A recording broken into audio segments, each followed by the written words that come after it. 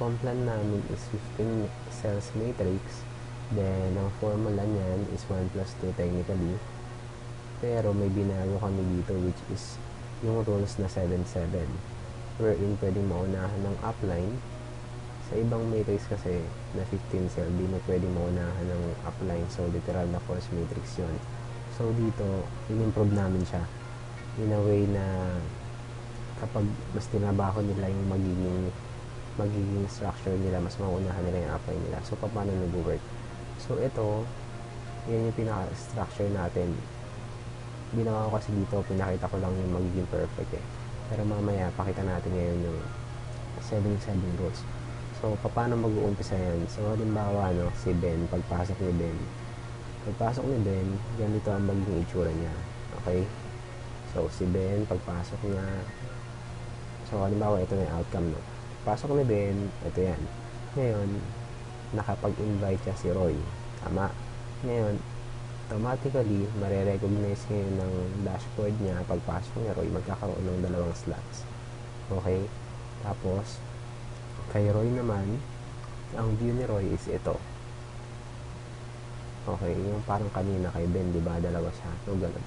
Ngayon, nakapag-invite ulit si Ben, which is si Mia. Ngayon, ganun ulit. Automatic marirecognize yan, magkakaroon ulit siya ng 2 slots dyan. Tapos, in-invite ni Roy si Leia, nagkaroon ulit siya ng 2. Tapos, yun yung si Ron. Okay, ngayon, paano naman yung 7-7 rules namin para magkaroon ng exit rewards? So, ganito. So, okay na tayo dito. Pinakita ko yung concept dito kung paano mag-i-start yung mismong pagpasok ng tao sa system. So, yung 7-7 is ganito si Ben. Okay? Ang rules dapat kasi 1 plus 2, makapagpasok ka ng isa sa left mo, isa sa right. Ngayon, kailangan lang 7 sa left, 7 sa right. So, halimbawa, nakapasok si Roy. Pagpasok ni Roy, kakaroon siya automatic ng 2 slots. Tapos, si Leia. Okay, tapos, example, nabuo na yung structure sa left. Naka 7 na dito si Ben. Okay, 7 na sila. 1, 2, 3, 4, 5, 6, 7. Okay na dito. Tapos si Ben, sa right niya, pinasok niya si Mia. Tapos si Mia, invite na si Migs. Tapos si Migs, invite niya si Kebs at si May. And then, ang nagpatuloy sa invite is si May. Nag-invite siya ng isa dito. Tapos yung invite ni May, nakapag-invite ng 2. So, 7 yan. 1, 2, 3, 4, 5, 6, 7. So, 7 sa right, 7 sa left. So, si Ben, magkakaroon siya ng exit reward na 10,000. So, ganun yung rules namin. So, kailangan lang maka 7 ka sa right mo, 7 ka sa left mo. Kasi ito yung pinaka-line yan eh. Okay, may line yan. So, ang mangyayari ngayon dyan, susunod is, then may rules kami na si upline na nakapag-view ng 7 levels deep sa structure niya para ma-monitor niya kung sino yung gumagalaw dun sa baba niya. So, ganito yun. Si Ben, okay? Si Ben na yung nag-exit, diba? So, ganito yung nakikita mo. Ito yung pinaka-nakikita na concept ni Ben. So, hindi niya na nakikita ito kasi hindi niya nakapag-invite dito. Pero, ito yan. So, di ba? Kita yung 7. Pero ito lang yung na-review ngayon ni Ben. Kasi, ang may review niya lang sa structure niya is yung 1, 2, 3. Tapos siya yung pang 4. Ngayon, eto, pag kinlik niya yan si May kasi, okay, ganito yung view ni May, no? Pag kinlik niya yan, si May, okay, click niya yan, ito ang mag-review niya sa structure ni May. So, ito pa lang yung structure ni May. Pag click niya, okay, kasi hahanapin niya eh. Kumaga parang, pwede niya sabihin, paano ko nag-exit? So, sinong mga nakapag-invite? Kasi 4 na dito eh, 1, 2, 3, 4. So, nawawala yung 3. It's either kay Keds or kay May lang yan. So, pagka-click niya kay May, nakita niya kaagad yung 3. So, yun na yung naging 7 niya. Okay? So, hanggang 7 levels deep ang pwede mo niyang mag-view. So, ganito. Ito yung level 1 ni Ben. Level 2, level 3, 4, 5, 6, 7. Okay? Yun yung pwedeng mag-view ni Ben na na structure niya. Pero dito, ito yung pinaka standard structure niya hanggang level 3. Yung mag-view niya. Okay, 7 levels deep. So, ito yan. So, ang gagawin niya lang para mag-view is, click lang niya, kahit sino dyan, makikita niya yung structure niya. Okay. So, sa ginawa namin, pwedeng maunahan si upline. So, ganito yun. Yung concept kasi na yun, para hindi na aantayan. So, dito, the more na mas effort sila, the more mas malaki yung chance na maunahan talaga nila kung sino yung sponsor nila. So, ganito yung concept na yun. So, si Ben, okay, siya yung exit na dapat, di ba?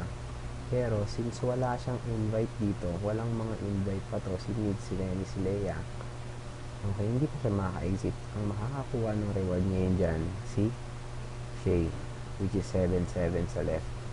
Diba? Imagine mo yung kanina, diba? Pinakita ako. Ito yung linya ni Shay, tas 7 sa right niya, 7 sa left niya. So, yun yung concept na pwede niyang maunahan si upline. Ngayon, yung first board namin is 10,000. So, kunyari, ito yung perfect structure. Lahat nag-invite ng 1+2. Okay? So, first board namin yan.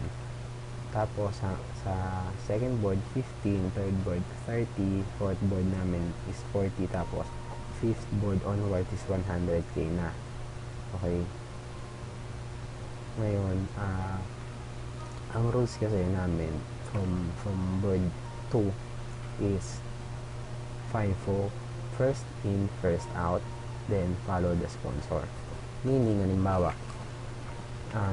si Ben, diba, kanina, ito, supposed to be, dapat ang mag-exit si Ben, kung nauna niya si Shay, okay? Ano yung follow the sponsor?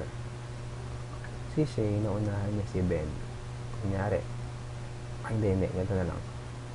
Si Ben nakapag-exit na dito kasi puno na lahat yan. Ngayon, si April, pwede siyang sumunod kay Ben dun sa second board. Bakit? Si Mia kasi, wala pang laman dito. Okay, hindi pa siya kompleto. Si April nakapag 7-7 na. Ngayon, pag-exit niya ni April, susunod siya kay Ben sa second board, which is, ito yung level 4 sa board 2, tapos ito naman, dito mapupunta sa April. Ang lagay kasi doon sa second board natin is from left to right. So, from left to right, paganyan. Okay? Susundan lang niya yung sponsor mo. So, kung halimbawa, lahat sila maayos niyan, susundan lang ni Mia yan si Ben, susundan lang ni Roy yan si Ben. O, dapat sa April, susundan niya si Shay. Kung nakapag-exit na si Shay. Pero kung hindi pa nakapag-exit si Shay, ang susundan, ang hanapin niya ni April, si Mia. Okay? Kasi si Mia ang upline ni Shay. Si Shay ang upline naman ni April. Okay? So, follow the sponsor from board to na yan hanggang onwards na board na yan. Okay? So, yun yung mga magiging rewards namin, exit rewards sa susunod na board namin. From board 2, doon lang naman automatic nafe-fill yung mismong board namin. Kasi doon ang gagaling niya sa first board. Lahat na nag-exit doon magagaling. Traffic merit natin, or yung uni-level, ganito naman siya nag-work. We have 15 slots. So, for example, yun yung matrix natin. 15 slots yan. So, paano yung level natin yan, or paano nag-run to. So, ganito nag-work tong uni-level. Kada exit ng downlines mo, 40 pesos ang rewards. Pakita ko yung potential income dito. So, for example, ikaw to. Nag-exit ka na, number 1 ka. Ngayon, sumunod yung downline mo, si 2 at si 3. Tama? Pagka-exit nila, meron ka pa rin reward na 40 pesos. Dalawa sila. So, 80 pesos. Tama? Tapos, so yung downlines mo, second level mo. So, on and so forth hanggang 28 level to. So, ito, second level mo na to. Yung downline mo. Tama? Second level. So, magkano nakinita mo? 4 yung nag-exit, 160. So, kung susundin mo yan hanggang 20th level, sa 10th level mo, meron kang 40,000 pag naka-exit. Sa 15th level mo, meron kang 1.3. Okay, tapos sa 28 level, meron kang 41.943 or 41 million. Okay, ganun. Ito yung mismong traffic merit namin, yung pinaka-uni level namin. Tapos, cycle rewards traffic merit namin. Ang konsepto nito, kukunin lang natin sa traffic merit o yung uni level. So, dito hanggang board 5 exiters ang merit or ang traffic merit natin. So, originally, ito from uni level o yung traffic merit natin yung concept. Ganun lang din naman. Pero, ang ginawa lang namin sa bawat board, may computation pa rin. Or meron ka pa rin income. Kasi, yung pinakita natin kanina sa board 1 yun eh. Board 1 exit yun eh. Ngayon, kung halimbawa may mag-exit din sa board 2, 3, 4, 5, ganoon din yan. Sunod-sunod yan. So, meron ka rin 40 pesos.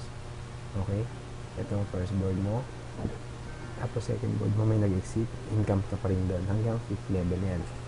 Or hanggang 5th board to. So, ganoon lang. Ngayon, yung last namin yung 20%, si Jerm na lang bahala mag-discuss dyan regarding doon. Okay? So, yun muna. Kung halimbawa may magulo, clarify natin. Okay? Pwede namang mas i-clarify yan eh. Okay, sige. Tuloy ko na. Salamat.